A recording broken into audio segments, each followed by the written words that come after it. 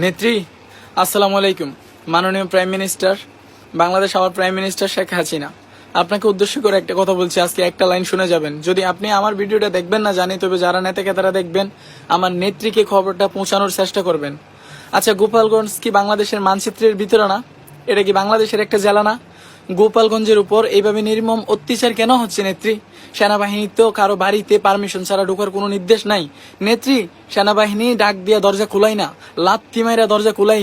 ছেলে পাইলে ছেলে দইরা নিয়ে যায়, 16 বছর প্লাস নেত্রী, এমন ছেলেও ধরে নিয়ে যাচ্ছে নেত্রী। কেন হবে আমাদের উপরে এই নির্যাতন? আমরা কি বাংলাদেশের মানুষ না? গোপালগঞ্জবাসী কি মানুষ না? কেন হবে এই নির্যাতন? নেত্রী, আরেকটা খবর দিচ্ছি আপনাকে, মন দিয়ে শুনেন। যদি আপনাকে এই ভিডিওটা শেয়ার করে অবশ্যই অবশ্যই আপনি শুনবেন। গোপালগঞ্জে নৌবাহিনী পাঠাচ্ছে, নৌবাহিনীর সৈনিক পাঠাচ্ছে। কেন নেত্রী? জাহাজ কেন পাঠাবে নৌবাহিনীর? গোপালগঞ্জ কি আমেরিকা দখল করতে চাচ্ছে? এটা বাংলাদেশ, এটা বাংলাদেশের মানচিত্রের ভিতরে।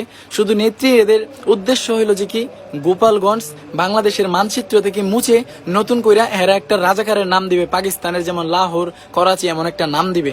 নেত্রী, আমি সুলতান 100 বার বলতেছি, এখনো হুমকি দিয়ে বলতেছি, আমার যদি জীবন চলে যায়, আমি গোপালগঞ্জবাসীকে নিয়ে এই গোপালগঞ্জ প্রয়োজনে দ্বিতীয়বার, তৃতীয়বার, চতুর্থবার, পঞ্চমবারও স্বাধীন করব।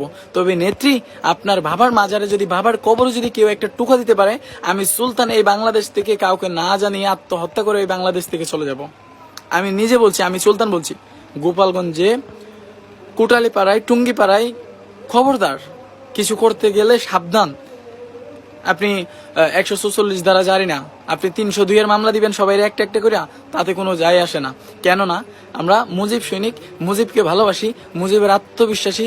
যেই মুজিব ডাক না দিলে, স্বাধীন না বইলা যদি ডাক না দিত, তুমি যেই মানুষ বাংলার মাটিতে বসবাস করতে পারতা না, সেই মানুষ কেমনে তুমি গোপালগঞ্জ মুছে ফেলতে চাও? রাজাকারের বাচ্চা।